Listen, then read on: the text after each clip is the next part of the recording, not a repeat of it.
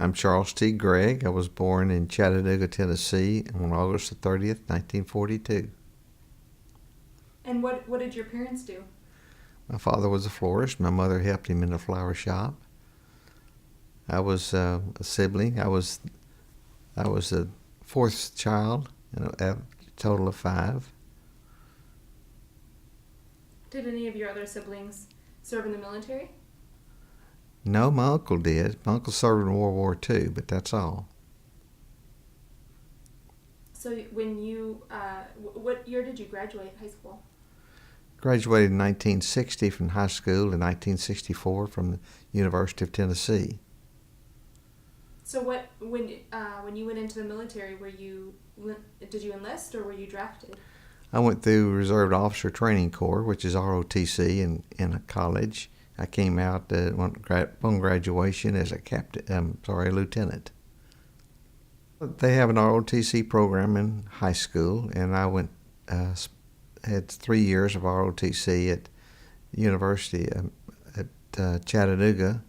I'm sorry, I went 3 years at the high school at the University of Chattanooga City High School, and then I went to University of Tennessee in Knoxville, enrolled in ROTC, and was in the ROTC program for 4 years. So why did you choose to do that program? I don't know. I just kind of fell into it. I enjoyed the military in high school, and enjoyed the military in the summer camp in college. So I just kept on that program, not really having an idea of what I was doing other than I just enjoyed it. And what branch were you in? In the U.S. Army. Well, when you get out of college, you have to choose a field, a branch in the Army. Infantry, artillery, signal corps, tanks, and I chose artillery. So I went to Fort Sill, Oklahoma for training in artillery. And after I received that training, it took about 8 weeks, 9 weeks, then I received orders to go to Korea. At the time I had 2 children, and they said that they would not send an officer on a hardship tour, but it just happened that class, almost every one of us went to Korea, and the next class went to Vietnam. So when did you go over to Korea? I was there about May the 15th, 1965. Where did you arrive? I flew in on an airplane, 727, I believe it was, in the Seoul, Korea, and my unit picked me up in a Jeep, and we went up north to the I Corps Artillery, which was 2 miles north of the 38th parallel. So what was your unit and regiment, etc.? I was in I Corps Artillery. That was the patch we wore, and I was assigned to B Battery of the 76th Artillery, and it was an 8-inch howitzer self-propelled unit. And what were your duties? I was assigned as Assistant Executive Officer, primarily doing Fire Control Center, firing the gun, telling the elevation and the deflection to where the round should go. And I would get orders from the forward observer. We would plot the round where he wanted it placed, and so I'd put the pin in the map and give the order to elevation and deflection, and they would fire the rounds. And what was the purpose of your activities? Well, we were assigned to, our mission was to guard the DMZ if the North Koreans came across the 38th parallel across the DMZ. We had an assignment to go and be stationed at a certain location in the valley that we anticipated they would be coming down, and we would protect that valley and provide firepower to the infantry. What did a typical day look like? Well, typical day is hot in the summer and cold in the winter. We would be at our barracks. We would do training almost continuously. We would be cleaning our rifles, our handguns, our tanks, our self-propelled howitzers.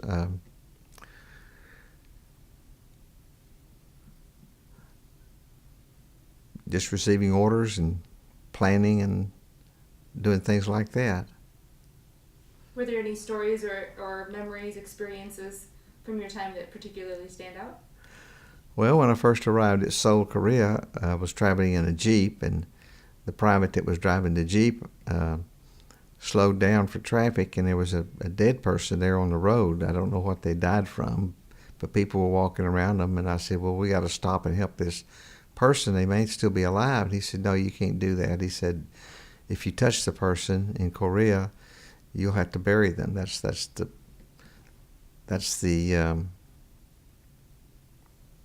way that people are there and the way they think and believe. And so we had to keep going. So we went on up to my unit, and I got checked into the barracks and met my commanding officer.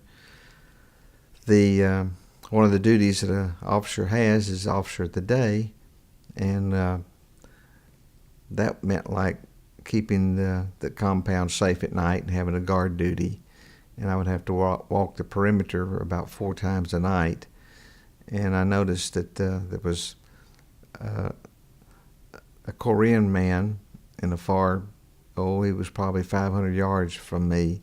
He had a dog that he would hang from a tree, and he was getting ready to cook that dog. And I thought that was really unusual that someone would cook a dog. And the dog just kept hanging there, and he built a fire, and the dog kept yapping. And finally, he pulled the dog's hind legs down till the dog died, and he proceeded to skin him and cook him and eat him. It was very poor country over there, lots of rice paddies. I guess the next thing was when we went to the field, we had a latrine set up, and as soon as we got through with our mission in the field, it took about 8 to 10 days. I noticed that as soon as we left, the population would come and dig up that latrine and use what was in there as fertilizer on their rice fields. I thought that was very unusual. I never even thought people would do that, but it was a very poor country, and they made it, and they wanted to live, and that's the way they lived. The last thing, I was on another tour of duty guarding the perimeter, and I was called by one of the batteries to come up immediately to investigate something that occurred. And I went up there and found a Katusa, Korean augmentation to the U.S. Army. He was a soldier. He was supposed to speak English, but most of them spoke broken English. It was a corporal who had killed a private, and it was over some girl in the village.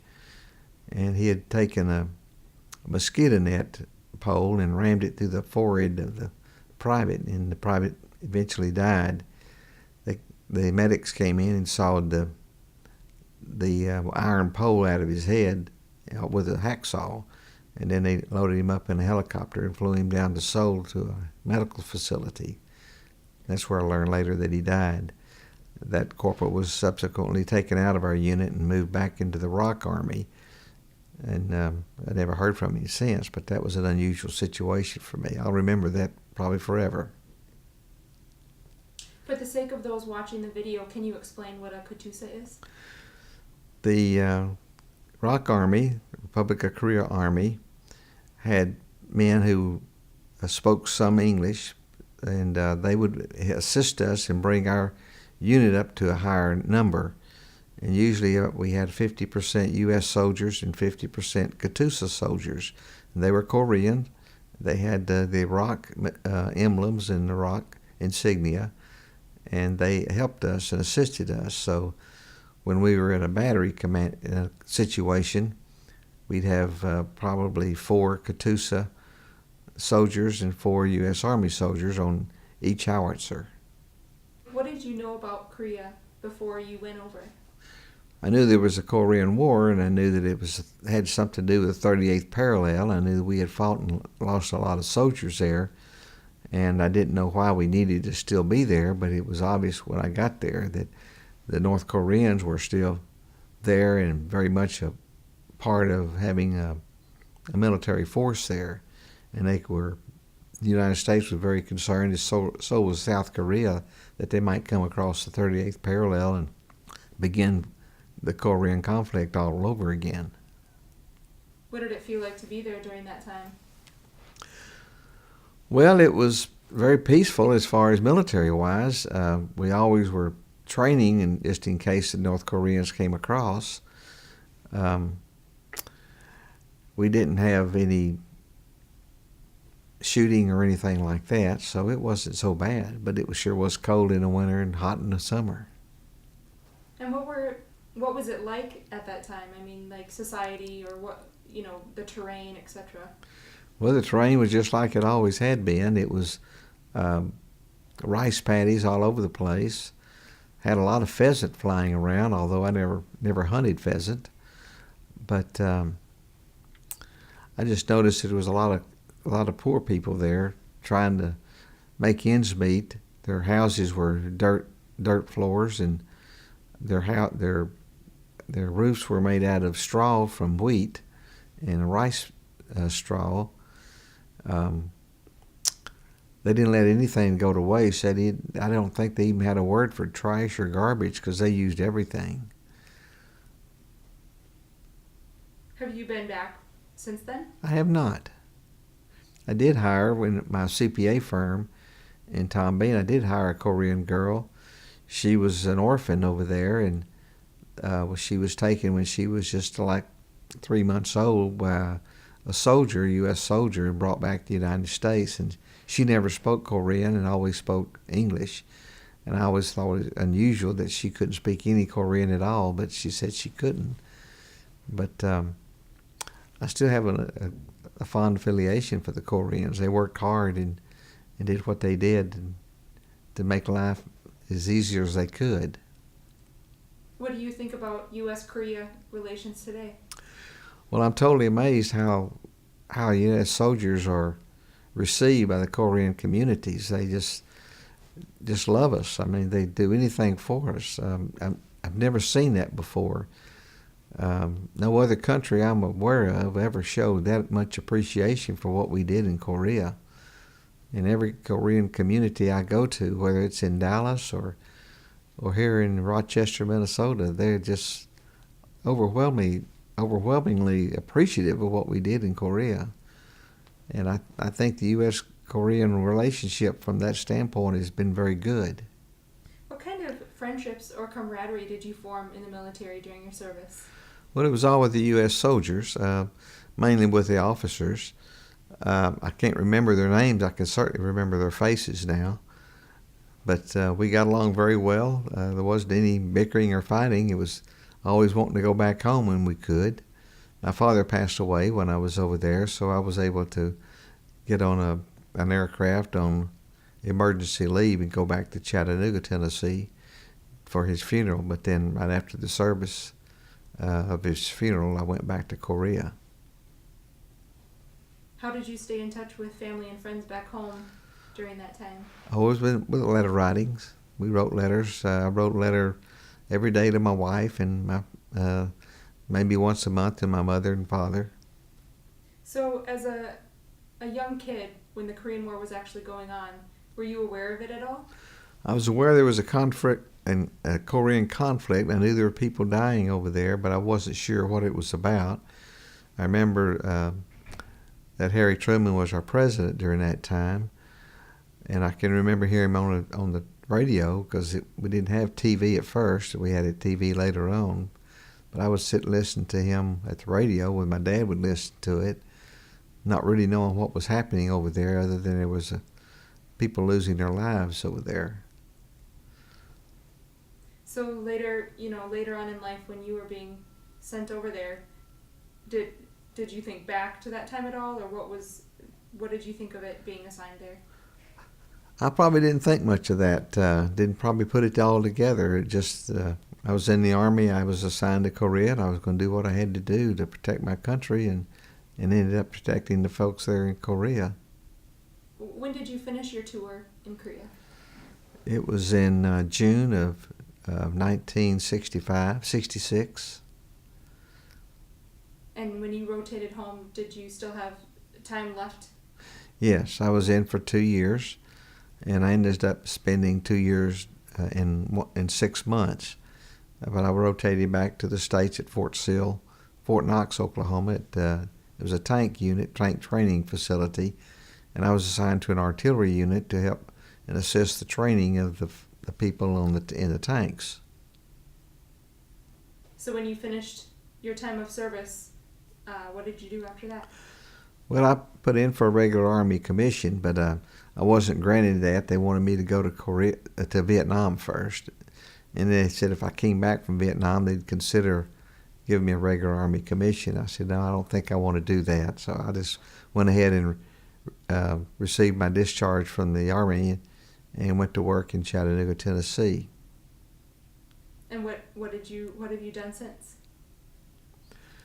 Well, after I worked for Blue Cross and Blue Shield in Tennessee, and then I took a position with Blue Cross and Blue Shield in Oklahoma, and then I went to work for the federal government in Medicare and Medicaid in Dallas, and I was there about 10 years. And then after I decided that I would leave the government, I formed my own CPA firm and started performing audits. How has your time in the service just affected your life, or is there any life lessons learned from that time? Well, I learned a lot about leadership and finding that you need to show leadership by example. And I took that with me, that leadership training, and used it in my practice in my CPA firm, and also when I worked for the federal government. Is there any message that you would like to communicate to younger generations who watch the video? Well, I would encourage them all to serve their country. I think it's a great opportunity for themselves, as well as helping our country to stay free, because freedom is not free. And I think that every young man and woman that's interested in serving ought to serve in the country in the military. And I think it's a great experience. I've always encouraged our kids in our church to consider pursuing going into the military, Army, Navy, Coast Guard, all of the Marines, and I think it's just an excellent training ground for them.